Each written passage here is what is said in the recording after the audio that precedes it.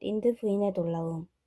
에번리 마을 큰 길이 느릿하게 비탈져 내려가는 언저리 작은 골짜기에 레이첼 린드 부인은 살고 있었다.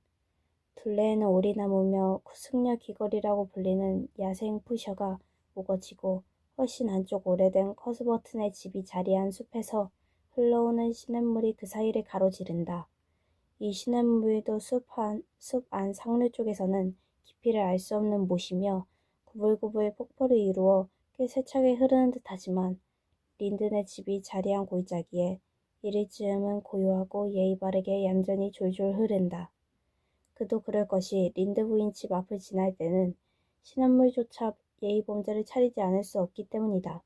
린드 부인이 창가에 앉아 무심히 흐르는 시냇물로부터 어린아이에 이르기까지 지나가는 모든 것들을 날카로운 눈초리로 지켜보고 조금이라도 이상하거나 미심쩍으면 끝까지 그 까닭을 캐내지 않고 못 베긴다는 사실을 알고 있는지도 모른다. 자기 일 제쳐놓고 남의 일에 열중하는 사람은 에번리 마을뿐 아니라 다른 고장에도 얼마든지 있지만 린드 부인은 자기 일을 말끔히 다 해놓고 다른 사람 일에 참견하는 능력을 지녔다. 그녀는 집안일을 솜씨있게 해치우고 바느질 모임의 중심 인물이 되었으며 주일 학교 운영에서부터 교회 후원회며 해외 전도 후원회의 중요한 일까지 맡아보았다. 그러면서도 몇 시간이나 부엌 창가에 앉아 무명실로 침대 덮개를 짜는 여유까지 있었다. 에버니 마을 부인들은 감탄하며 나지막이 말을 주고받았다. 16장이나 짰대요. 더욱이 린드 부인은 침대 덮개를 짜면서 내내 이 골짜기로부터 언덕 너머로 구불구불 이어진 황토길 큰 길로 끊임없이 눈길을 보내고 있으니 놀라운 일이었다. 에번리 마을은 세인트 로렌스 만으로 비죽이 튀어나온 조그만 세모골 반도에 자리 잡고 있다. 양옆이 바다여서 오가는 사람은 모두 그 언덕을 지나야 하므로 린드 부인의 엄한 감시 눈길을 피할 길이 없었다. 6월 첫 무렵 어느 날 오후 그녀는 언제나처럼 창가에 앉아 있었다.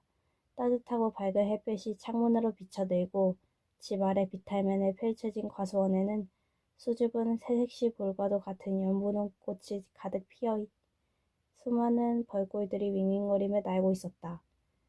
에번리 마을 사람들이 레이첼 린드의 남편이라고 부르는 토머스 린드는 키 작은 얌전한 남자로 헛간 너머 비탈진 밭에서 늦파종 20씨를 뿌리고 있었다. 그리고 매슈 커스버트도 그린 게이브리지라고 불리는 집 옆을 흐르는 시냇물을 따라 펼쳐진 넓은 황토밭에서 20씨를 뿌리고 있을 것이다. 어제 저녁 하모디의 윌리엄 제이 블레언의 가게에서 매슈가 피터 모리스에게 내일 오후 20씨를 뿌릴 작정이라고 이야기하고 있었다. 그것을 린드 부인이 들었으니 틀림없다. 물론 물어본 것은 피터 쪽이었다. 매슈 커스버트는 이제까지 한 번도 자기 편에서 먼저 말을 꺼낸 적이 없었으니까. 그런데 그 바쁜 날 오후 3시 30분에 매슈 커스버트가 느긋하게 말에 책찍질하며 그녀 집 앞을 지나 언덕 쪽으로 마차를 달리는 게 아닌가. 흰 컬러가 달린 한 벌밖에 없는 나들이 옷을 입은 것으로 보아 에버니 마을 밖으로 나가는 게 틀림없다. 더욱이 밤색 말이 이끄는 사륜 마차를 몰고 있으니 꽤 멀리 나가는 것이리라. 매슈 커스버트는 대체 어디 가는 것일까? 그리고 무슨 볼일이 있는 것일까? 그가 만일 에버니 마을에 닿는 남자였다면 린드 부인의 이리저리 궁리한 끝에 꼭 맞는 해답을 찾아냈을 것이다. 그러나 매슈는 좀처럼 외출하는 일이 없는 사람이므로 틀림없이 무슨 급한 용건이 생겨 저렇게 가는 것이리라. 매슈는 보기 드물게 부끄러움을 잘 타는 사람이어서 낯선 사람들 모임이나 누군가와 말해야 할 곳에 나가는 것을 굉장히 싫어했다. 그러므로 매슈가 흰 칼날을 단 나들이 옷을 입고 멋진 사륜마차를 달리는 일은 좀처럼 없었다. 린드 부인은 아무리 생각해도 도무지 알 수 없었다.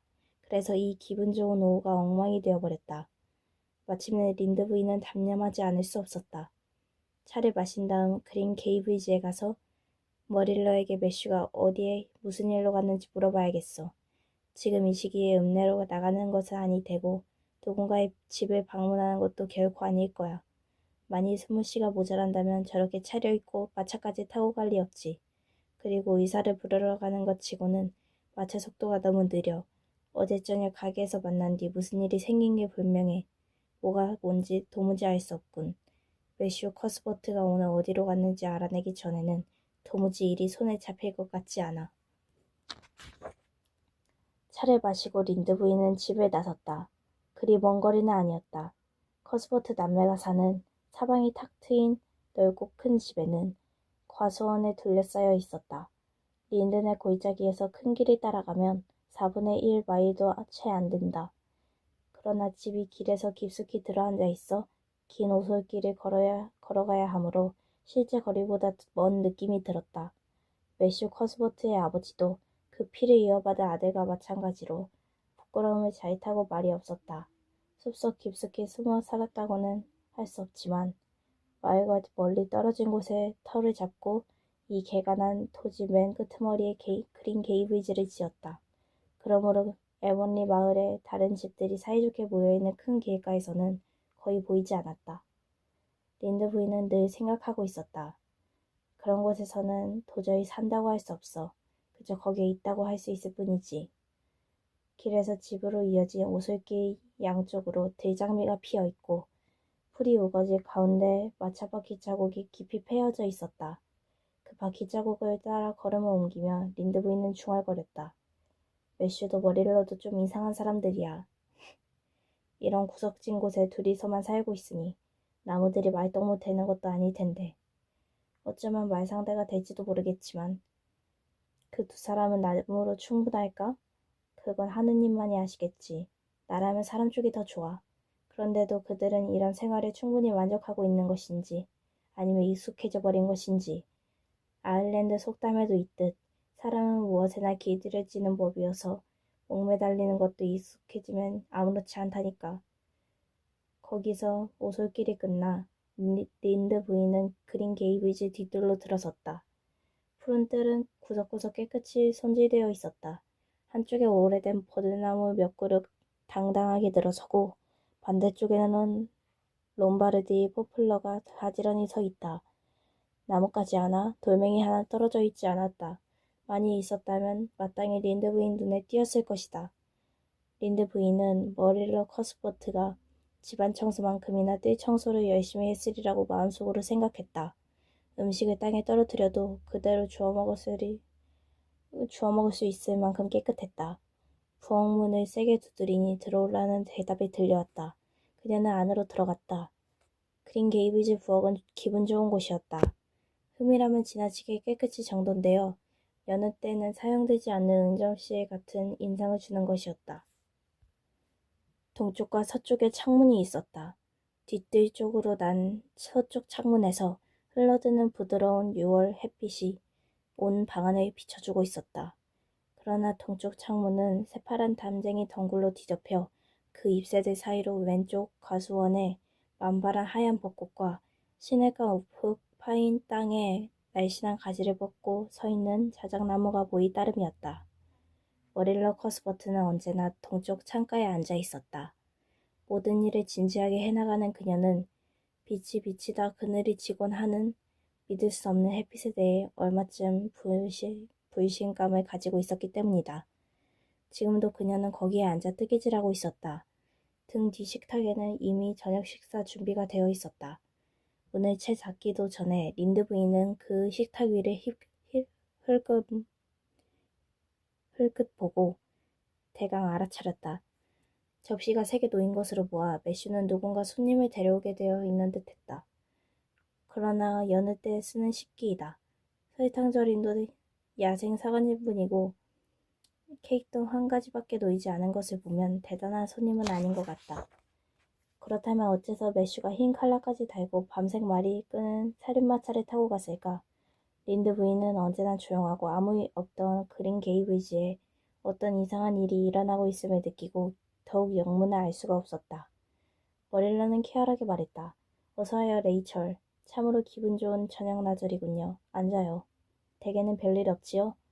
머릴러 커스버트와 레이철 린드는 서로 비슷한 데가 없었지만 아니, 어쩌면 그 때문에 오히려 우정이라고밖에 달리 말할 수 없는 종류의 감정이 서로의 마음속에 오가고 있었다. 머릴러는 키 크고 여윈 여자로 어느 모로 보나 푸근한 데라고는 없었다. 흰 머리칼이 보이기 시작한 검은 머리는 언제나 뒤로 묶어 둥글게 틀어올려 흩어지지 않도록 철사 머리핀을 2개 꽂고 있었다. 소견 좋고 융통성 없어 보이는 인상을 주었으며 실제로도 그러했다. 그러나 입가에는 희미하게 유머 감각이 어려 보이는 표정에 감돌고 있었다. 린드 부인이 말했다. 덕분에 잘 지내요. 그보다도 이 댁에 무슨 일이 있는 게 아닌가 염려했어요. 아까 매슈가 어디에 가길래 혹시 의사를 부르러 가는 게 아닌가 하고요. 그럴 테지 하고 생각하며 머릴러는 웃음을 참았다. 린드 부인이 찾아올 것을 이미 짐작하고 있었다. 매슈가 뜻하지 않은 때 외출하는 것을 보면 이 호기심 많은 이웃이 가만히 있을 리 없다고 여겼던 것이다. 보다시피 나는 멀쩡해요. 어제는 머리가 몹시 아팠었지만요. 매슈는 브라이트 리버에 갔어요. 노바스코샤의 고아원에서 남자아이를 하나 데려오기로 했는데 그 애가 오늘 저녁 기차로 오거든요. 매슈가 오스트레일리아에서 오는 캥거루를 맞으러 브라이트 리버에 갔다 해도 린드 부인은 이토록 놀라지 않았을 것이다. 너무 놀란 나머지 5초쯤 말문이 막혀버렸다. 머릴러가 자기를 놀리려고 하는 말은 아니겠지만 믿을 수 없었다. 가까스로 말문이 열리자 부인은 물었다. 정말인가요, 머릴러? 그럼요. 머릴러는 마치 노바스코샤의 고아원에서 남자아이를 데려오는 것은 에버니 마을의 어엿한 농가에서 을에 치르는 봄행사의 하나에 지나지 않으며 결코 신기한 일이 아니라는 듯 태연한 말투였다. 린드 부인은 큰 충격을 받았다. 참으로 놀라운 일이었다. 남자아이라고? 하필이면 머릴러와 매슈가 남자아이를 데려오다니. 더욱이 고아원에서. 그렇다. 틀림없이 세상이 뒤집히려 하고 있어. 앞으로 무슨 일이 일어나도 이만큼 놀라지 않을 거야. 무슨 일이 일어나도. 린드 부인은 비하하듯 물었다. 대체 왜 그런 생각을 하게 되었지요? 그녀에게 한마디 의논 없이 이루어진 일이니만큼 인정받지 못하는 것은 당연했다. 머릴러는 대답했다. 우리는 줄곧 생각해왔던 일이에요. 실제로 이번 겨울에 생각했답니다. 크리스마스 전이었던가 알렉잔더 스펜서 부인이 오셔서 봄이 되면 호프타운의 고아원에서 여자아이를 데려올 예정이라고 말씀하셨어요. 부인의 사촌이 호프타운에 살고 있어 방문한 일이 있어서 그곳 고아원에 대해 잘 알거든요. 그 뒤로 매슈 오라버니와 여러 번 이 일에 대해 의논하여 결국 남자아이를 데려오기로 결정했어요.